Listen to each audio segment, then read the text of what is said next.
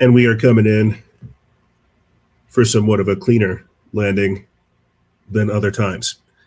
Salutations, my friends, and thank you for tuning in to another edition of Factions of Freedom. I'm your host, Noise Era, Freedom Faction, whichever one you prefer, and this is show number 1613, season 16, episode 13.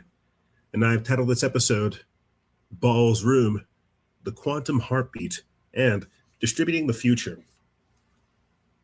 It's getting weird out there, ladies and gentlemen. I don't think anyone can deny it. It's like, as we're coming on air talking about all this type of stuff, Donald Trump is announcing ground troops for Iran, and that's going to be an absolute disaster. I don't think anybody's going to want it. And I think we're going to see successive tries and successive attempts to try to basically invade Iran. That's going to destroy us, destroy morale. They're going to send even more troops in, and it'll cause a big kerfuffle, all kinds of issues. They'll push back. The Iranians will start killing Americans, and then all of a sudden, we're going to have this like ego boosted thing where we feel like we've got to get in there, and teach these Iranians what's what, and then we're going to nuke them. Or we're going to threaten to nuke them, and then all of a sudden the UFOs and the aliens are going to show up on the stage, and it's going to get kind of crazy from there. But it's going to be a wild episode, ladies and gentlemen. I'll tell you that. It is going to be a crazy episode. We've got a lot of different things going on. Apparently, there was a presidential assassination attempt, and I think what's more disturbing is the fact that nobody really cares. We're going to be talking about that in the Balls Room section. And basically, it's going to be a very esoteric, a very occult-themed, kind of psychedelic, mystical, multidimensional type of episode. So if you're into those, this is kind of like what it transformed into. It wasn't my intention, but I just see so many different things kind of unfolding that that's going to be the theme, right? That we're tapping into the future, that we're breaking through, that we're going into a completely different dimensionality, completely different, not necessarily form of existence, but like a consciousness state, a state of awareness, a state of being.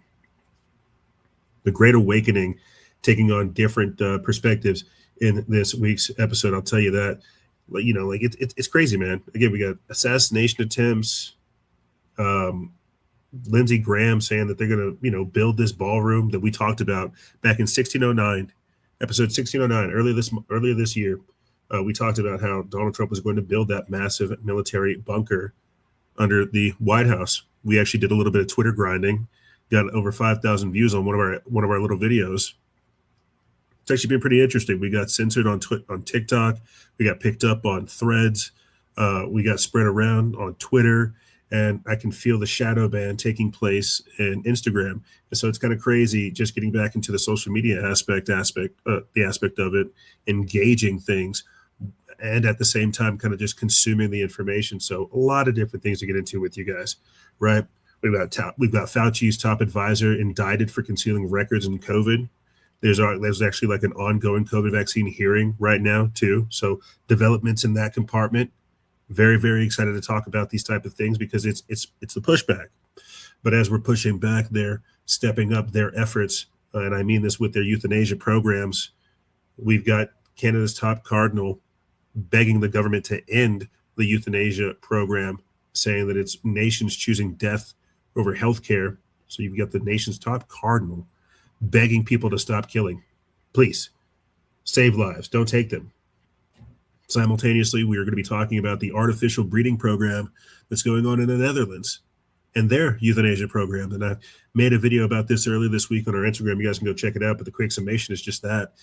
They're rolling out new humans and literally murdering us natural-born organic humans. It's pretty crazy where we are going. And as we close out the show, clearly we're going to be talking about more of these missing scientists, what's going on with the UFO alien agenda, right? And distributing the future. You know, how some of this stuff is already known. They're rolling out technology. You're going to hear me say this a lot more, that the future's here. It's just not evenly distributed yet. They have these things. That's why these shows sometimes get a little crazy, because we know this, but we're living in an outdated model. So things are going to get pretty wild in this episode. We're going to be talking about Memorandum 6751, entities interpenetrating our plane of existence that come from the etheric plane. They're talking about the psychospace, what we call the gateway process, psychonauts. It's going to get wild, man. It's going to get wild. Yeah, I don't know what else to tell you. You know, this is why you're here. So we're not talking about war. We're not talking about market manipulation. We're not talking about people in tiny hats spinning dreidels. We're talking about basically everything else that I think is pretty wild. Anna Paulina Luna is saying that Congress has proof of these interdimensional beings, while simultaneously NASA saying that they have a fifth force that may be hidden in the solar system. So things are wild. I don't know how else to keep saying that, but things are wild, and it's going to get wilder. And that's why I keep saying we're going to do our very level-headed best to bring you guys this relevant and up-to-date information. But before we do so, let me go ahead and do the plug. If you guys want to support this operation, the best way to do so is to go to patreon.com/noise. Patreon.com/NOIZCE. That's the best way to support this operation in its current configuration. Your boy has been working. It's crazy. Your boy's been working, but he's also been doing some research, right? Doing some research and like how to play the game a little bit differently around. I think I've been focused primarily on saying like, oh, join our exclusive members program. Oh, join our exclusive members program. And while that is like a solution and a way to get funds, there's also just like view farming, right? Taking money from social media platforms. Like we were getting some pretty good views. Some of our views get like up to 20K sometimes. It's only going to be a matter of time until we break like 100K and then, you know, a couple milli, you know, so there's a lot of different ways to support this operation. This is why I say it's important for you to share the links, like the episode, get the episode article out there, take out little clips. And that's why we're posting these little clips too on our social media platforms. Like I said, earlier this week, we got removed from TikTok. Like literally today, I woke up to a message saying, hey, your account's been removed. I chuckled and made a whole new one. Or remembered that I had an old one that we can use. I'll find the link for that, put that in the description bar below. And that's how it works, man. The same way that people consume the content through the audio, and the same way that people consume the content through video, is the same way that we've got to appeal to these different platforms in different ways. You know, like I had one of the videos that went pretty viral over there on Threads. Maybe I can go find it right quick. Let me see. Am I sidetracking? I had a video go pretty viral on Threads this week where it was, it was just me saying, hey, here's a Lego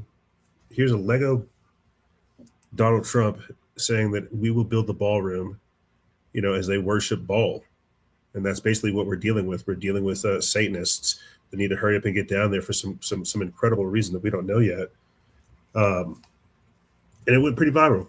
It got like over close to 800 views or something like that, or a couple hundred likes. Yeah, here it is.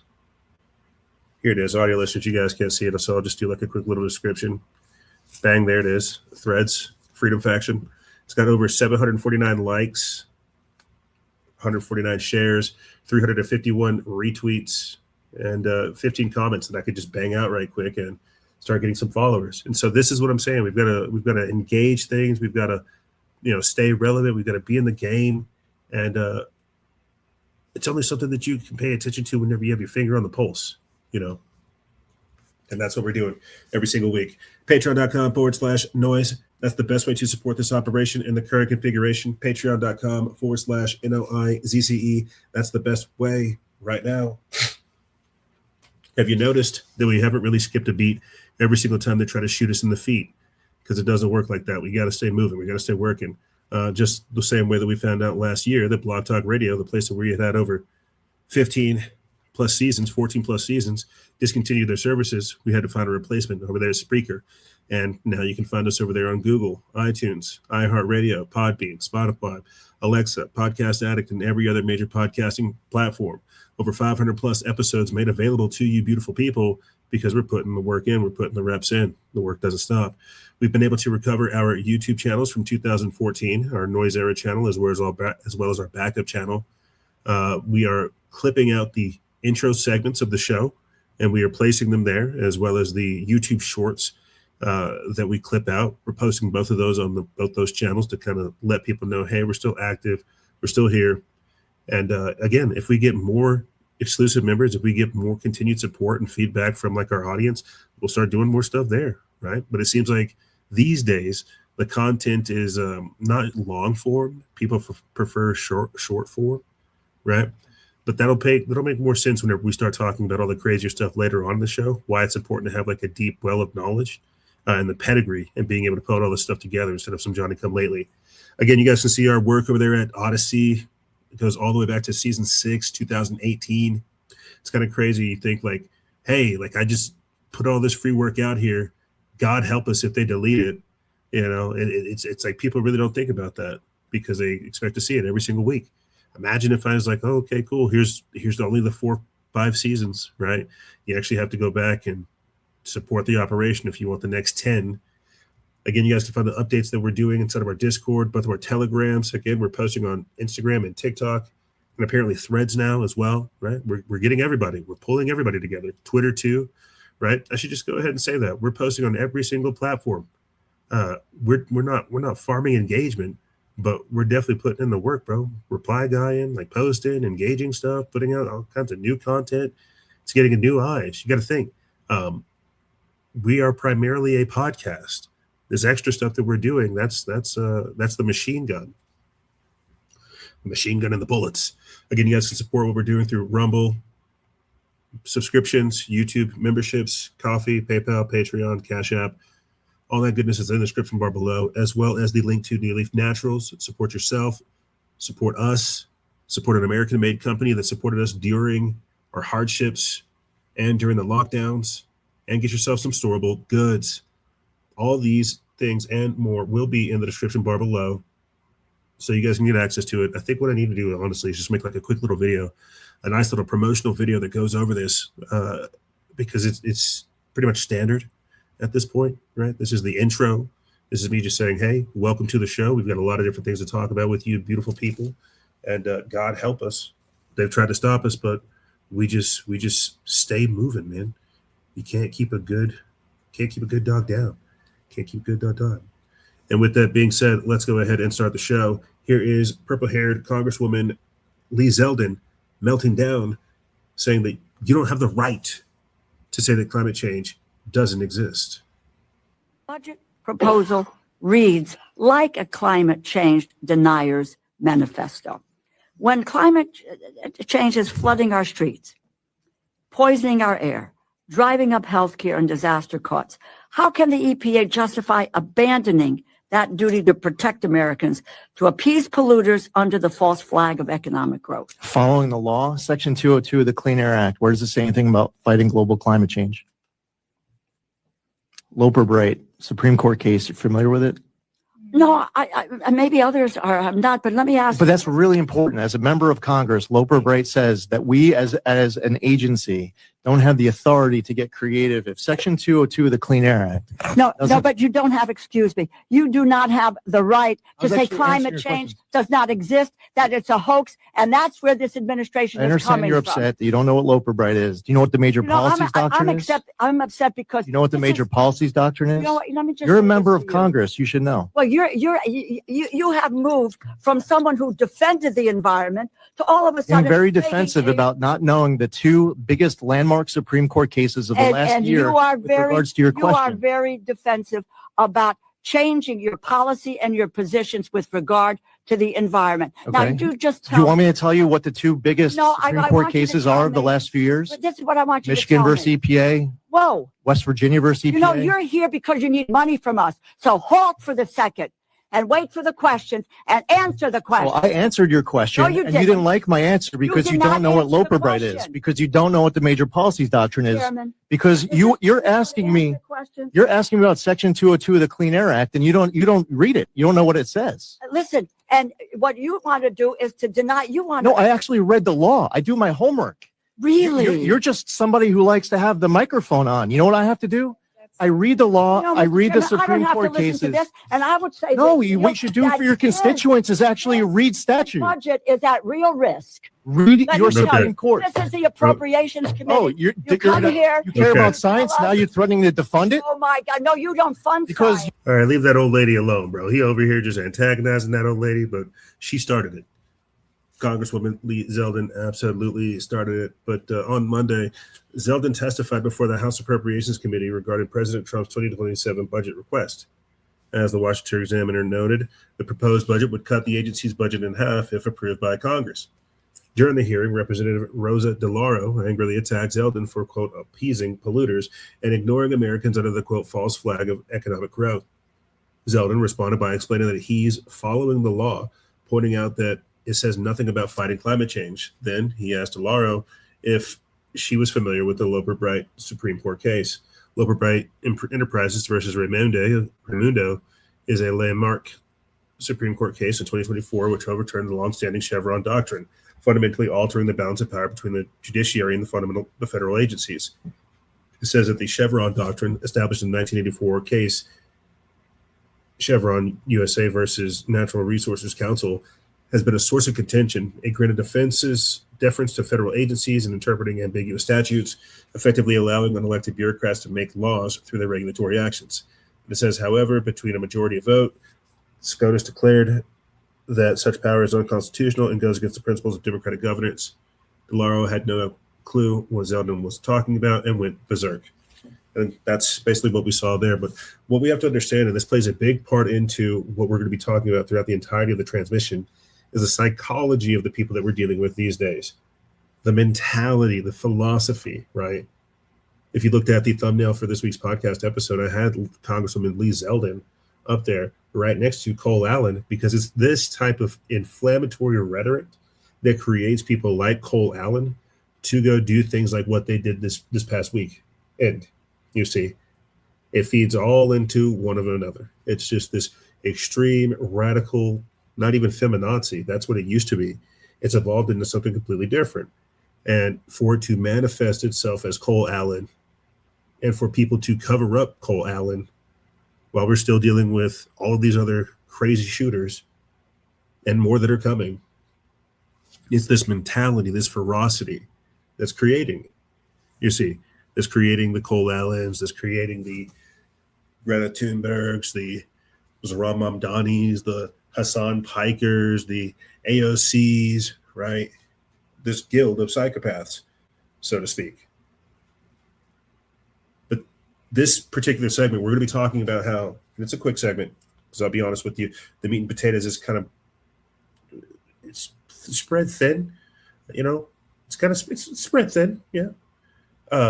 Being a lot of different things. It's a pretty evenly based episode, but in this particular episode, or in this segment, we're going to be talking about climate change. Oh, you mean the rapid pole shifts that elites are preparing for? That's the theme that we've been able to kind of track with the news, the tea leaves that have been revealed to us these past couple months and years. That it's not climate change, it's not global warming, it's this pole shift that's occurring that they've tried all these different things, weather modification, geoengineering, all of these different attempts to fight back what is already set in motion. And this is why you see them feverishly preparing for either societal collapse, extinction level events, and now pole shifts. You see, look at this. Al Gore shifts on global warming. Time to watch out for a new ice age. This comes from Zero Hedge. They wrote this April 29th. Wow, jeepers. What's going on with the brain, bro? It says that the rhetoric and predictions behind climate change, quote, science, change so haphazardly. It's a sure sign that the entire field of study is fraudulent. If the manufactured hysteria is not enough to clue people in, the failed predictions of Al Gore should do the trick. Former Vice President Al Gore warned a Hollywood audience this week that a, quote, Gulf Stream collapse could occur within 25 years, leading to an abrupt and devastating new ice age. It says that Mr. Gore, now 78, appeared at an inaugural Sustainability and Entertainment Honors event, co-hosted by the Hollywood Reporter and the Sustainable Entertainment Alliance at the Hotel Bel Air in Los Angeles. He participated in a keynote conversation with actor Bradley Whitford on, quote, The West Wing, timed to the 20th anniversary of a, quote, inconvenient truth. Let's see, how long is this? What is this? It's 33 minutes long. Well, we don't got time for that. It says that Gore invoked the scenario depicted in the 2004 disaster film, quote, The Day After Tomorrow, saying a shutdown of the Atlantic Meridional overturning circulation, commonly known as the Gulf Stream, is, quote, a very real threat within the next 25 years. Quote, that movie that I mentioned, The Day After, about the Gulf Stream shutting down, well, this morning in one of the English newspapers is a whole big article summarizing the recent dire warnings of the scientists who found yet more confirmatory information. The claim is related to Gore's assertion that ice cap melts will disrupt global ocean volumes and salinity, leading to a change in the Gulf Stream and the distribution of heat to higher latitudes. However, Gore's predictions on ice melt have been widely debunked. It says in a 2009 speech at the Copenhagen Climate Conference, Mr. Gore cited researchers who said that predicted a 75% chance the Arctic could nearly be ice-free during summers, months within 5 to 7 years. Okay, so I think we get the picture here. The grift continues. The grift continues. It's not the ice age. It's not global warming. It's not climate change. It's the pole shift. And I think, what I find myself doing as I'm reading this dribble, I'm like, this is all nonsense, right? This is all nonsense. And at the same time, this is a part of the corrupt science that they're feeding us. I'm like, why don't they study, astrology, astronomy, cosmology? Why don't they, really look at how the ancients predicted these different epochs that we enter into? Like, why are we doing this? Why are we using fake science, debunked science, to wrap ourselves up in a fantasy of something that's not provable and that's been debunked, right? Because it's not about whether or not it's true. At the end of the day, it's not about truth. It's about perception. And they want to have the justification to give themselves all this money to sequester all these resources and do all the things that they're doing. You see, like, you're still trying to deal with it with truth. These people are over here trying to fleece us and lie to us and build these breakaway civilizations, siphoning our resources, sequestering themselves away from society strategically, but using the justification of things like this, right? Oh, climate change is why we need, billions of dollars to build this type of infrastructure that survives a new ice age. It's like, what? Well, are we going to get access to any of that? No, not at all. But we need to build it. You're right. Give me your money and I'm going to build it for everybody that's safe and, matters to me. This is the type of world that we're dealing with. You see, because to echo, Congresswoman Lee Zeldin, I'm not saying that climate change doesn't exist. I'm simply saying that we're now moving into a time frame to where all of their efforts to stop what is coming has not worked, and they've been able to put some things off. And I've talked about this ricochet moment that we're going into, right? whenever they begin to cease all of their weather modification operations, their geoengineering, things of this matter, whenever they stop these things, the ricochet effect that will take place and how that's going to put us in our actual kind of, ecological environment. And it's going to be pretty intense at first. And it's going to take years because, again, they've been spraying the environment for decades now. It's going to take years for the environment to stabilize. And so that's kind of where we are right now in that transitional time period. Yes, RFK Jr. is being successful in shutting down the climate change operations. But because they've been doing it for so long, our world has been saturated. There will be side effects and, again, whiplash ricochet effects that echo into the future. You see. And whenever all that stuff does start popping off, well, that's whenever you're going to see them just conveniently find themselves underground. Oh, conveniently find themselves, oh, hey, guess what? We blasted off into space. No, they didn't. That's what they told you. They just went underground. But jumping back over here to weather modification, Iran bombs a HARP-style weather control facility in the UAE, and heavy rain floods Iran overnight as 10 years of engineered drought finally ends. 10 years of engineered drought. Let that sit in. So when I'm making claims that you will see a whiplash ricochet style effect, like a rubber band effect, this is what it looks like. They've been fundamentally altering our environment and us to a smaller degree, or even a larger degree. But this is a quick article from Pastor Dimitri. They put this up over there at the People's Voice, April 24th. It says that for years, Iran suffered under one of the worst droughts in decades. Rivers ran dry, dams hit critically low levels, and officials even whispered about relocating the capital due to water shortages. Then, suddenly, the skies opened. Heavy rains returned to Iran and neighboring Iraq. Temperatures dropped noticeably by as much as 5 degrees in some reports. And online, the questions exploded. Was this natural, or the direct result of Iran taking out a covert weather facility in the United Arab Emirates? The theory is explosive. Iran didn't just hit military or data targets in its recent strikes on the UAE. It allegedly destroyed a secret cloud seeding and atmospheric manipulation center that had been, quote, stealing rain destined for Iranian territory. And audio listeners, you guys can't see it, but for sure they've got photos, they've got receipts. It says a climate modification center in the UAE has been destroyed.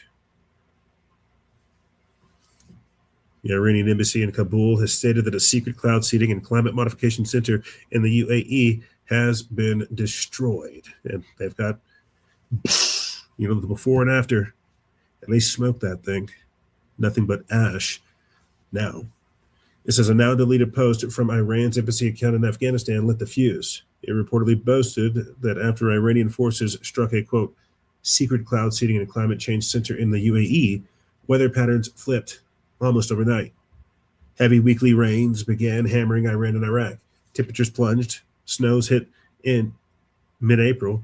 The long nightmare of the drought appeared to have a break. It looks like they've got some clips right here. It looks like it's snowing in Iran. Let's play that. That would be pretty crazy to see. Snow in Iran.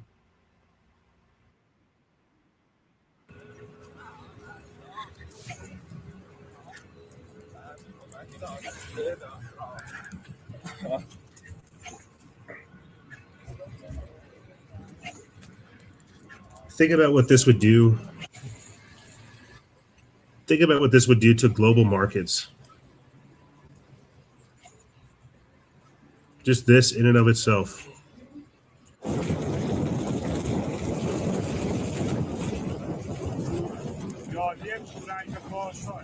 Crazy. Crazy. Let's continue reading. It says that a screenshot of the deleted diplomatic post spread like wildfire. On X, users amplified the story with statements like, quote, Iran bombed the UAE's cloud seeding radars and suddenly it's raining and snowing in Tehran. One post declared that, quote, Iran dropped the cloud seeding radars in the UAE and suddenly the temperature shifted by 5 degrees in Tehran. Unheard of. Now it's snowing and raining. This just took place just the other week. April 22nd is whenever they're making these posts. It says that, look at this, man. Tucker, they're being used as a form of warfare. And we know that. We have countries like Iran, constantly demonized, of course, as you well know. Immediately after 9/11, we have the list of countries to be targeted given to General Wesley Clark, a list that clearly existed before 9/11 even occurred. Subsequently, every one of those countries, every one of them, was endured a once in 1,000 year drought. Statistically, mathematically, that's impossible without climate intervention operations. And we have the leader of Iran on the floor of the UN, on film, on the record, stating NATO was cutting off their precipitation.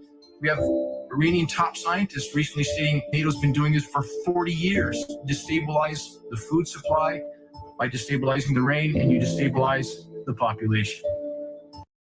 40 years of destabilization, you see.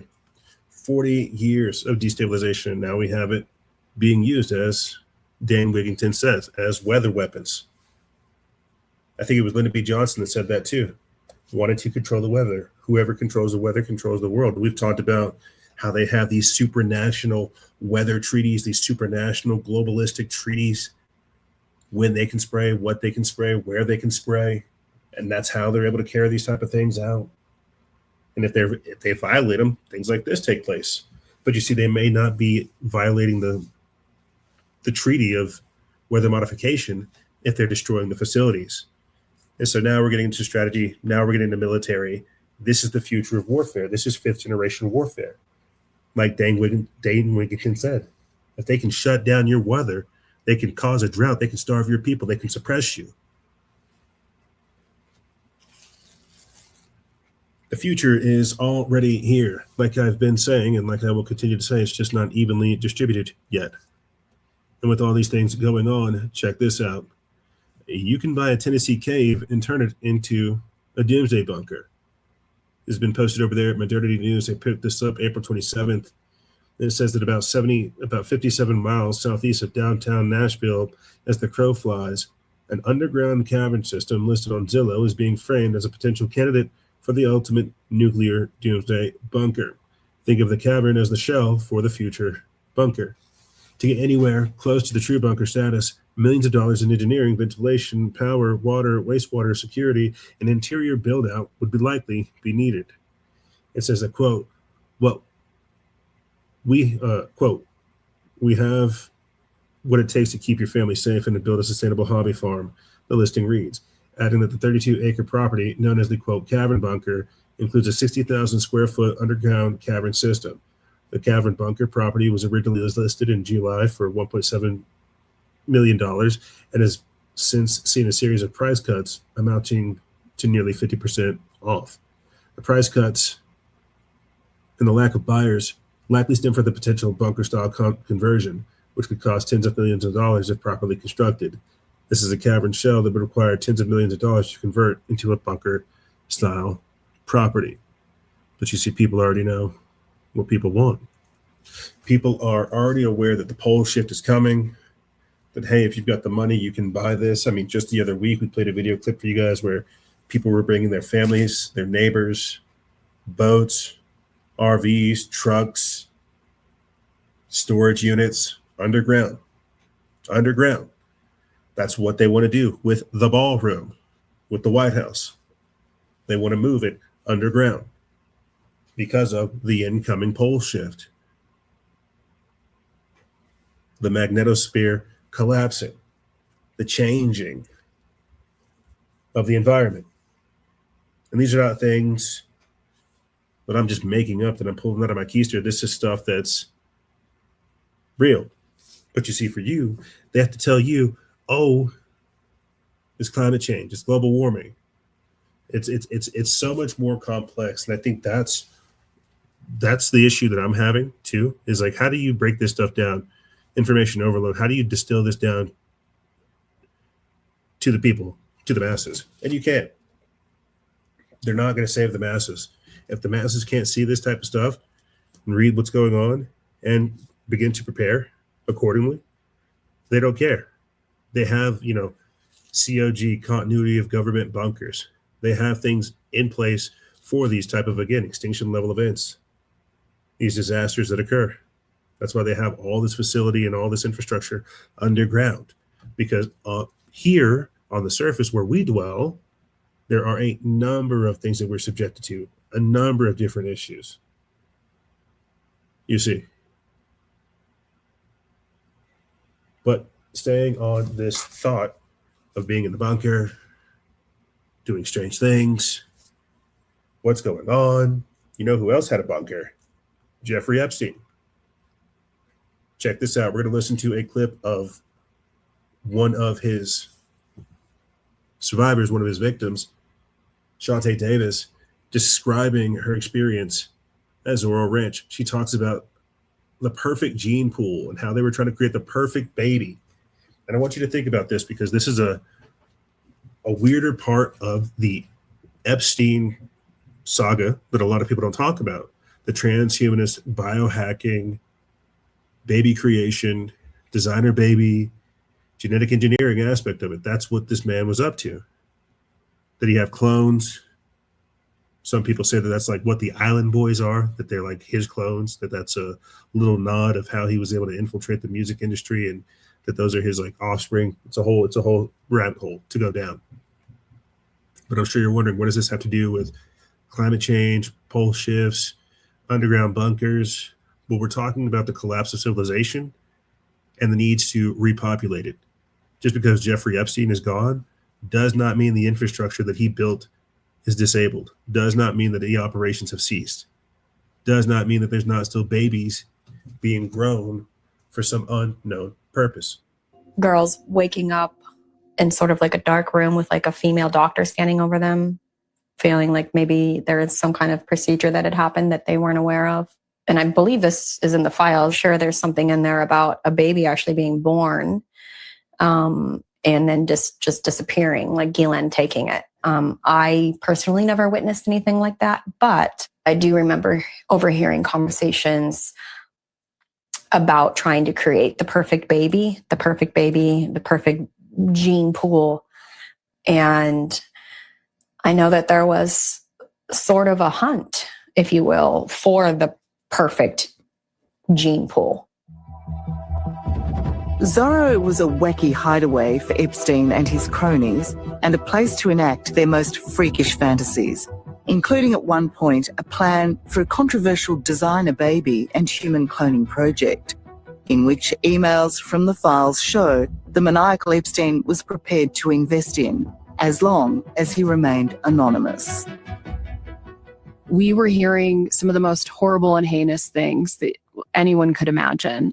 The allegations span everything from the harvesting of sex organs to allegations of women having forced abortions or forced pregnancies, or coerced pregnancies. I think when we think about the stories and the span of stories, it sounds fictional. It sounds like a horror film.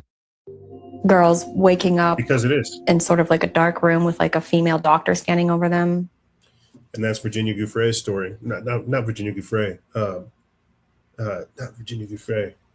Juliette Roberts' story, who talks about that, having her eggs taken and being a part of these type of operations where they're growing children, where they're growing babies. And that sounds fantastical until you actually listen to the composite stories of every single victim, and you get a glimpse or an insight into what these people are actually doing. And how it is like this new form, occultism, this new form of technology. They've done consciousness uploading, they've done robotics, they've done free energy, they've done cloning, designer babies. And when you think about this and how this is tied into child sex trafficking, satanic ritual abuse, who were their partners, who were their compatriots, who were their associates, right? And how Epstein was just the figurehead, right? And he even said this, hey, I'm a representative of the Rothschild. You see. And so it's really, really not necessarily fascinating, but it's disturbing when you really think about how many different things he was involved in and what the tone of it is. And does Epstein today have any relation to any of the scientists that are disappearing that we're talking about every single week now? Does he have any relation to Amy Eskridge's research?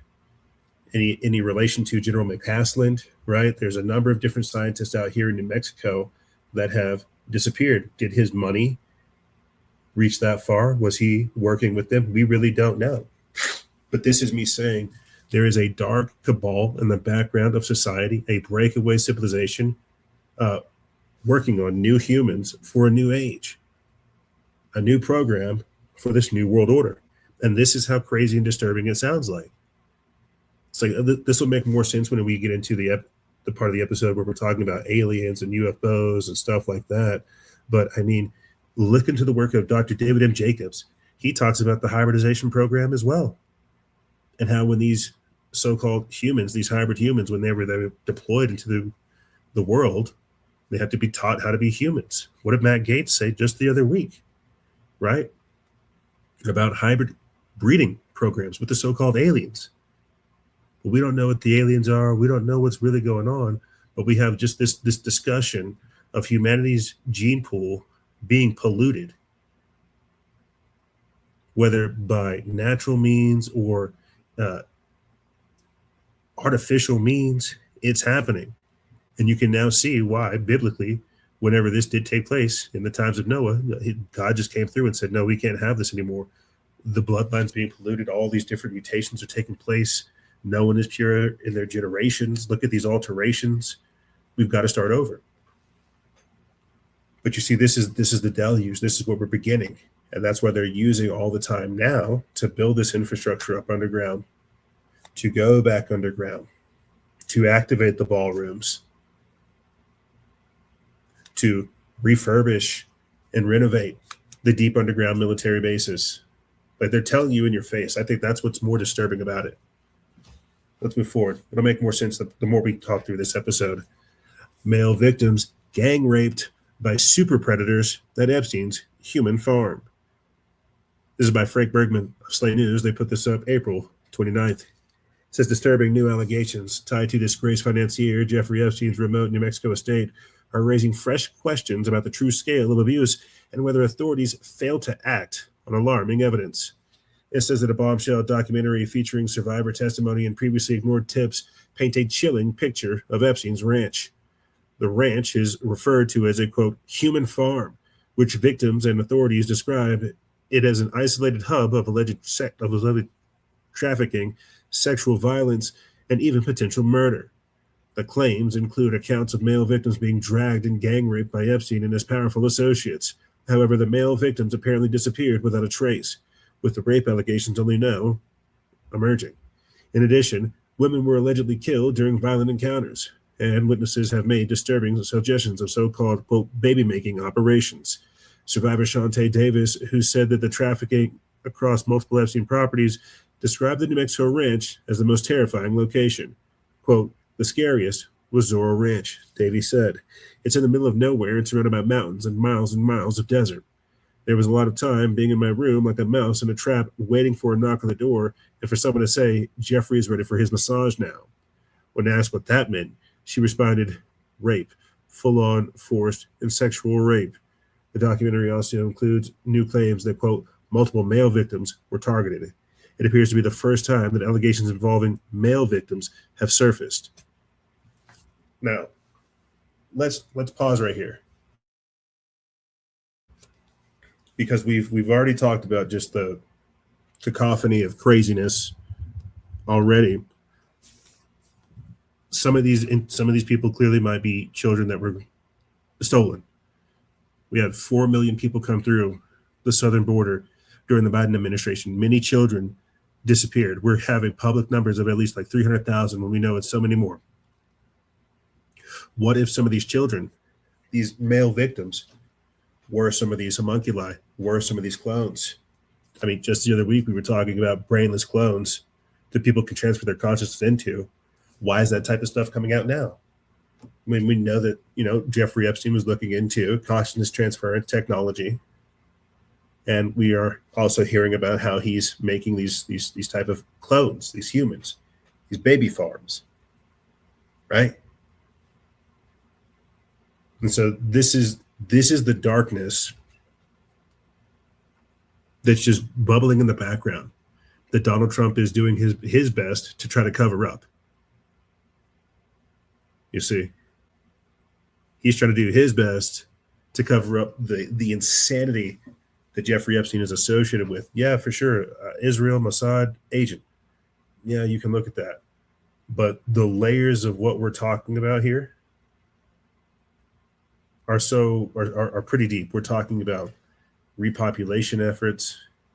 We're talking underground bases. People have done that. People have done like flyovers over Zorro Ranch, and it says that it has the perfect layout of an underground base. I'm out here in New Mexico, and I can tell you that there's multiple tunnels, multiple high-speed railway systems underneath high security facilities that take you to different parts of the state. It's a thing. It's a thing. And who he's connected with too is even more important. So when Donald Trump's coming out there saying, "Oh, I don't want to talk about Jeffrey Epstein," you're still in that Epstein thing. Yes, we are, because of the implications behind it. And so I want you to keep this whole human farm, baby making situation. I want you to keep this type of stuff in mind when we start talking about this stuff later on in the show. Euthanasia, artificial breeding programs in the Netherlands. It's the same thing, where they're getting away, where they're doing away with the natural born humans. And in the background, you can hear them and feel them working on some kind of covert program to create a new form of humanity. I don't know what else to say. You can say one that's more programmed, one that's more passive, one that doesn't have a deeper spiritual connection, right? This is something that Rudolf Steiner said that he wanted to create, that in the future they would have the technology to remove people's spiritual components. I don't know. But what I do know is that we keep getting this weird trend of people in the background doing things to either reset society, mimic society, control it. I'm not sure. But keep this type of stuff in mind whenever we get into later parts of the show. But staying on Epstein and still moving forward, again, it's going to be a short intro. We've got so much more to discuss. Epstein files show the pedophile, quote, killed Pons years ago. Who was Pons and what happened? This is by Anamika Singh from Wyon. They put this up March 10th, and I just want to get down here to the part where they talk about and show right here, the email. Pons, cold fusion. And the point I want to have right here is how Jeffrey Epstein killed scientists. Like either metaphorically or even financially, he killed scientists and he killed forms of science. And so when we're talking about these missing scientists, now there's 10 Chinese missing scientists, there's American missing scientists, plasma physicists, astrophysicists, nuclear researchers, anti-gravitic scientists. There's a lot of people missing. I think we should kind of, make this claim that, well, we know Jeffrey Epstein and his type killed these particular scientists and their studies and what they were involved in. We don't know for what purpose. You see, was he pushing a particular science? Was he pushing a particular scientist? Bill Gates, whatever he's involved in, things of this nature. But this too is something that you have to pay attention to when we get into the UFOs, the aliens, the narrative that's being pushed, how they're distributing the future, how they're controlling the narrative. You see? So again, they're telling you it's climate change. They're telling you it's this, that, and the third. But when you actually get down with them, they know it's something completely different. The public has a story, but the informed have a completely different. And so for my final piece of content for this segment, before we hit a hard break, again, like I told you, it's going to be super short. We're going to play Douglas Rushkoff talk about billionaires planning for doomsday. He made this 6 years ago. So back in 2021, he made this statement talking about how billionaires are planning for doomsday. Every other week, it feels like you guys are hearing me talk about, Sam Altman-Fried having a bunker, Peter Thiel having a bunker, Jeff Bezos having a bunker, all the tech elites, Mark Zuckerberg, Elon Musk, they all have bunkers because they're preparing for things. Because they're looking at, again, what comes next: societal collapse, pole shift, extinction level events, disease, something. And they're getting prepared for it. But what I like that Douglas says at the end of this, he makes a very, very important point. He's like, how about we make a world that we don't have to hide from? Isolationism is the problem. It's this fear, this independence, this hive mind that takes over these billionaires, this mind virus, the Borg virus that takes them over and has them do crazy things. How about we don't create a destructive world? How about we create a supportive world? So I'm going to go ahead and play this quick final clip. I'm going to go ahead and wrap things up after this. But here's Douglas Rushkoff talking about the elites preparing for doomsday. Invited to do what I thought was a talk to like bankers or something at a resort. And instead of me going out on stage to do a talk, they brought these 5 guys into the green room who started peppering me with all these questions about the digital future, Bitcoin or Ethereum and augmented reality or virtual reality. I figured it was one of these things where it's just these 5 billionaires looking for, investment strategies from someone who's on the ground in the cyber revolution. And eventually they got around to the question of, Alaska or New Zealand. Right? So they wanted to know mainly how to prepare for the inevitable collapse of society. And the question we spent most of the time on was, how do I maintain control of my security force after the event? Because their money's going to be worthless and these guys will turn on them. And it just struck me that here are the wealthiest and most powerful men I've ever encountered, yet they feel utterly powerless to influence the digital future, that the best they can do is prepare for the inevitable collapse and insulate themselves from the reality that they're creating by earning money in the way they're earning it. And it was sad, but it was indicative of the way these folks are thinking. The high level billionaires like the Elon Musks and Jeff Bezos, they want to get off the planet altogether, really just leave us behind. But the mid-level billionaires who can't afford rocket ships, they want to build bunkers and secret communities and get robot guards and to protect themselves from the rest of us. And they really think that this is where it's going, or at least they're convinced enough that they're putting in 20-30% of their wealth into these survivalist scenarios. And it's a dark place for us to have gotten, particularly the people who are building the technological infrastructure. Yeah, and I think your conclusion to that was, well, if you want to stop your kind of security force basically mutinying, you're going to have to treat them well. Basically, the only things that actually are going to be useful in those environments are things like trust, love, care, and the soft skills, because you can't actually, the money isn't going to help. Right, and a legacy of doing that. You can't just start when they arrive. I mean, the joke was, I said, if you really want, you want your head of security to protect you, pay for his daughter's bat mitzvah today. And they all laugh because none of their heads of security are Jewish guys with, daughters getting bat mitzvahs. But they understood what I meant. If you paid for someone's daughter's bat mitzvah, then when push comes to shove, it's going to be hard for them to kill you, 20 years later in the shelter, because they'll think, this guy paid for my daughter's bat mitzvah. I can't just kill him. And invite the dudes, but invite their families too, so that it's a community. But then you might as well invite everybody. So instead of figuring out how to insulate yourself from the future world, what if you spent your effort figuring out how to make the world a place you don't need to insulate yourself from, which is the real answer. And they should be smart enough for that. And what was the impact of that on you, like that experience? Were you shocked or surprised by it?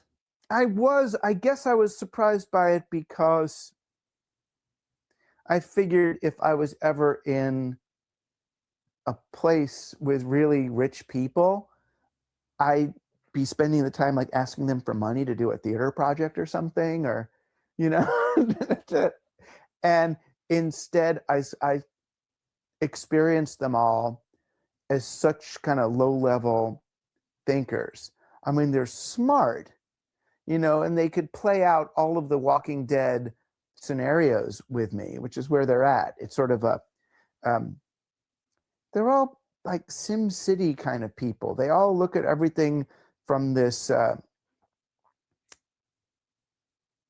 don't know, it's like a programmer's view, a game developer's view. So they're looking at the way the game is being played, and they've gotten to the idea that there's going to be a last man standing, that it's this weird poker game, and that one person's going to end up winning but be utterly alone. So I guess that the thing that surprised me was the sort of their inability to think in certain ways. Kind of no matter what books they read, or they can't think outside of this very individualist understanding of things. I mean, maybe partly it's what happens when you get all this money, that people treat you differently, so they are really alone and they're in the worst position possible. But I don't see why it has to happen that way. But yeah, I was a little sad. They just seemed really young. They seemed like they had very childlike understandings of the world. Rebel wisdom. Crazy that he was able to talk about like the different type of billionaires, right? Like the high level billionaires are the ones that have like rocket ships, right? That are able to get off of the planet whenever the so-called event takes place. But the mid-level billionaires, you know, they're building their own fortress communities. They're linking up with different type of people, having private security, right? It's very interesting to hear him break down just the different tiers of so-called billionaires and the elites, because I'm sure that there is, you know, a Game of Thrones type situation at the top. And this is why you hear me say that it's a technocracy, because these people are just extracting every single dollar that we have. And this is how they're going to build this corporatocracy. The corporations are taking over. Governments are failing. But it's the dollar, it's the money that keeps this thing going. So it's the corporatocracy that's going to rise. But hearing him describe, again, just the different layers of billionaires and their reactions to this so-called inevitable event that is coming is also interesting, right? Because they're bugging out in different ways. You have some people that are just kind of giving up on society, some people that are going to try to survive it, and then you have some people that are going to simply observe it. The spacers, the ones on top, the ones that go to Elysium. And I'm, as you can tell, very hyper-focused on the ones that are just going underground, because they're telling you that's what they're going to do. There's some inevitable event that they need to get access underground to. And I don't know if it's going to be some flash freeze. I don't know if it's going to be some dramatic event, if it's going to be the arrival of Jesus Christ. I'm not sure if it's going to be rapture. I'm not sure if it's going to be, you know, a nuclear event. I'm not sure. But the fact that you have people investing hard-earned dollars and money, time and resources into continuing to build these facilities, and to come up with all kinds of cockamamie reasons, and to literally try to assassinate a president to justify building these type of things, you think that's you think that's something that's pretty interesting. You think that's something that warrants attention, right? What is going on underground? And what are they about to unleash upon us? You see. So yes, you have elites preparing. You have people selling caves in Tennessee. You have people moving RVs underground. You have Mark Zuckerberg building them as well. You know, there's over 170 different deep underground military bases that Catherine Austin Fitts has been able to identify. This is me simply saying that, like, we the same way we're trying to put all these pieces together with the missing scientists is we're putting together the pieces as to what these people are preparing for. Sam Altman-Fried came out just the other week talking about how he had a deep underground base as well, the bunker. I read an article from May of 2025, just last year, talking about it as well, how people in OpenAI have it. So it is pretty strange, again, to hear the different types of bunkers, the different type of reactions and reasons, but ultimately how there is like a secret society underground that is dictating things above ground that people really can't even comprehend or think about. They think it's something else entirely. And that's what Jeffrey Epstein represented. That's what Donald Trump is covering up, right? As all these people get everything together. And I know there's going to be detractors that say like, oh my gosh, freedom is, you sound like a liberal. You know, you sound like these dang anti-Trump MAGA people. It's like, no, man, you have to understand a massive infrastructure is being built right now. And you really can't see it because we're distracted by the golden toad and some of the craziest movie scenes that we'll ever see. We'll talk about all this stuff like throughout the rest of our lives, but understand in the background, they're building something even more demonstrative, you see. And when that thing gets operational, it's going to be even crazier. And that's what they're getting prepared for. They know they're about to open up Pandora's box. They know it's about to get weird in here. They know they're cranking opening up portals, letting things through, doing all kinds of wild stuff. And that's what we're here to talk about.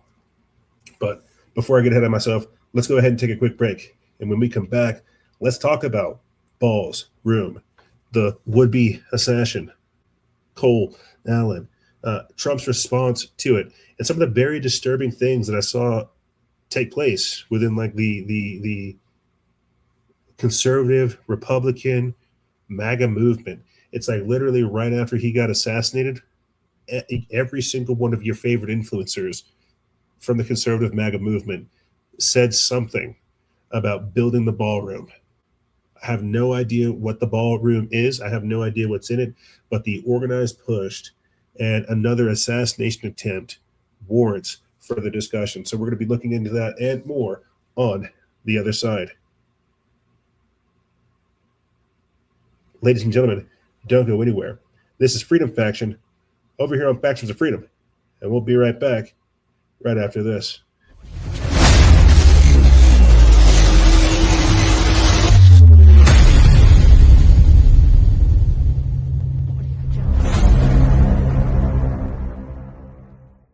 It's just going to get weirder and weirder and weirder, and finally it's going to be so weird that people are going to have to talk about how weird it is. I look for the invention of artificial life, the cloning of human beings, possible contact with extraterrestrials, possible human immortality, appalling acts of brutality, genocide, because the systems which are in place to keep the world sane are utterly inadequate to the forces that have been unleashed. The good news is that as primates, we're incredibly adaptable, going to be tested to the limits. What they see going on is the breakdown of all tradition, all order. They're quite right that it's happening, but they're quite wrong to conclude that it should be resisted or is somehow evil. The mushroom said to me once, it said, this is what it's like when a species prepares to depart for the stars. You don't depart for the stars under calm and orderly conditions. It's a fire in a madhouse.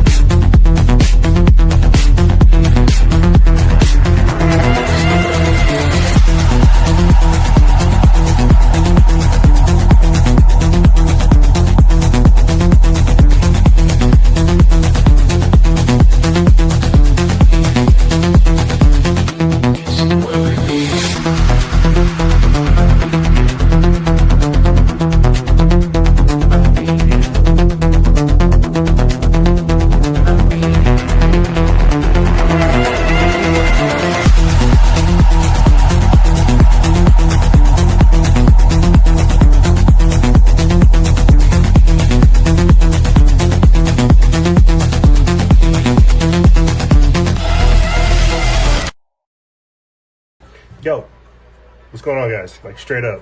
If you've been watching the story, you've been paying attention to the page, you've been seeing what we're doing over here on this show, please just click this link, wherever it is, somewhere over here in this little box area. It's a group chat. It's an Instagram group chat. I'm spending more time up over here. It would be nice to communicate with our existing audience. So go ahead and click that link wherever it is. And this is basically where I'm going to say, like, GM. I'll put articles before I post them here. Thoughts. Is basically just so I can communicate with the audience, man. That's really what it boils down to. Join the Freedom Factions Truth Seeker group chat. Come say what's up. It's not Discord, it's not Telegram, it's not Twitter group chat. It's Instagram, because it's where we are at. Later.